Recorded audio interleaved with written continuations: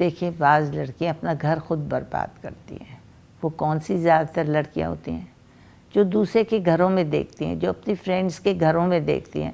اپنی اتنی hi fi friends کیوں بناتی ہیں آپ لوگ, جو روزانہ ڈریسز پہن کر آ رہی ہوں, آج میرے میاں نے دیکھو یہ لے لیا, آج مجھے یہ لے کر دیا, آج مجھے یوں کیا. اب آپ ان کی باتوں میں کیوں آتی ہیں؟ ان کی باتوں میں آ کر آپ اپنے شوہر سے لڑائی کرتی ہیں, آپ اپنے گھر میں لڑائی ڈالتی ہیں. وہ فتنہ عورتیں ہوتی ہیں جو آپ کو آ کے بتاتی ہیں یہ کیا وہ کیا. وہ آپ کے لیے کیا؟ Why do you have to discuss so much in your friends? لے کر دیا تو ٹھیک ہے, آپ کو لے کر دیا, لیکن آپ اس کو اتنا بار بار کہہ رہی ہوتی ہیں. جو لڑکی کو اس کا ہسبینڈ یہ نہیں لے کر دے سکتا, یا آپ جانتی ہیں کہ اس کے حالات کیا ہیں, تو ان بچیوں کو ان کی باتوں پہ کوئی کان نہیں دھرنا چاہیے. کسی ایسی باتوں سے اور ایسی لڑکیوں سے پرہیز کریں جو اپنے آپ کو بوسٹ اپ کر رہی ہوتی ہیں اور اپنی شو بازی مار رہی ہوتی ہیں.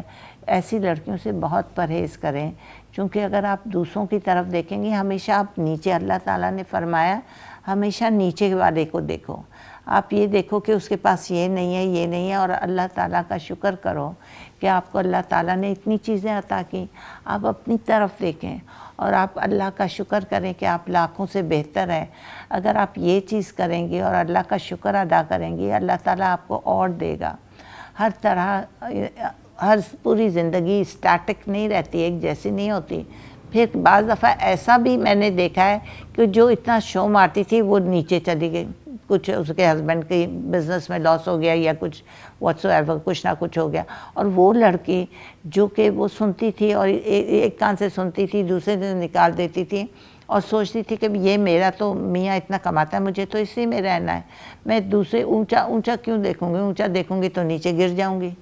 جو وہ یہ دیکھتی ہے اور پھر وہ اللہ کا شکر کرتی ہے, اللہ تعالیٰ اس کو اتنا نوازتا ہے کہ وہ آسمان پہ چلی جاتی ہے. کہ وہ سنی سنائی باتوں پہ کان نہ دھریں.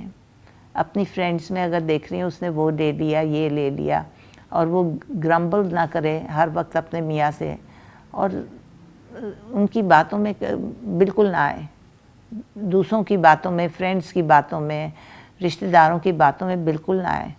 اپنا جو جیب ہے اسی میں خرچہ کریں, اسی میں رہنا سیکھیں, اسی میں دیکھیں کہ آپ کس طرح اچھا بجٹ بنا سکتی ہیں, آپ اسی پیسوں میں کس طرح اچھے سے اچھا کر سکتی ہیں.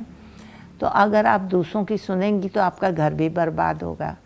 آپ کانوں کی کچی نہیں ہونا چاہیے. کسی نے کچھ کہہ دیا, آپ صبر و تحمل سے اس کو سن لیں, ایک دم شاؤٹ کرنے کی ضرورت نہیں ہے.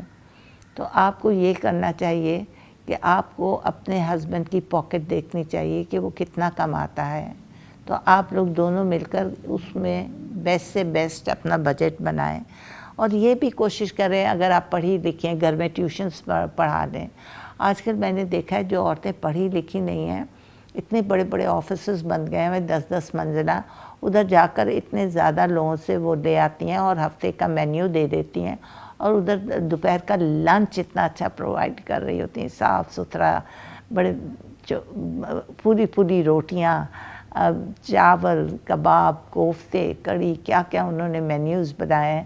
اور بجائے اس کے آپ برگرز یا پیزا روز تو انسان یہ روز نہیں کھا سکتا. گھر کے کھانے, مکس سبزیاں بہت اچھا بنا رہی ہیں, پکا رہی ہیں.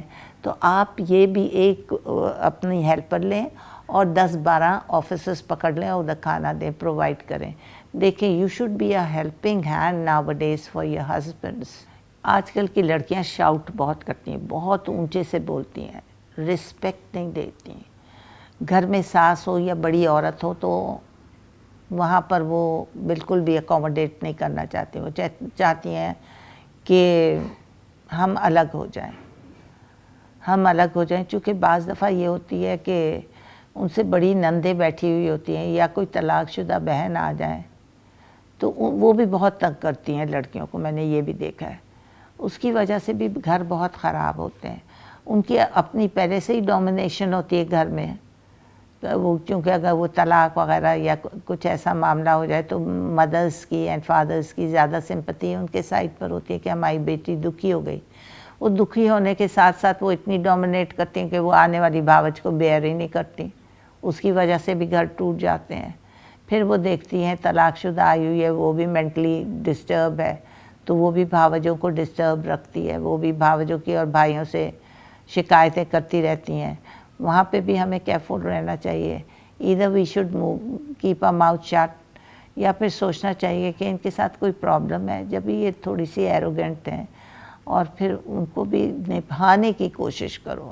شادی کا نام کمپرومائز ہے، رسپانسبلٹیز ہے. شادی is not a bed of roses. یہ کمپرومائز ہے. You have to be very responsible and caring. شادی تو اس کو کہتے ہیں کہ آپ کس طرح کمپرومائز کرتی ہیں، آپ کس طرح حالات کو سنبھالتی ہیں. آپ جب اس طرح مینٹلی پریپیئرڈ ہوں تب آپ شادی کریں، کہ سوچیں میں نے دوسرے گھر میں جانا ہے، وہاں پہ تو میں بڑا رسپانسبلی میں چلوں گی. ماں کے آگے تو ہم لوگ سب کچھ کر لیتے ہیں، امی ابھی یہ نہیں موڈ ہو رہا یا یہ نہیں کھانا. ادھر آپ کو یہ دیکھنا ہوگا کہ سب کو کیا کھانا ہے، سب کا کیسا موڈ ہے.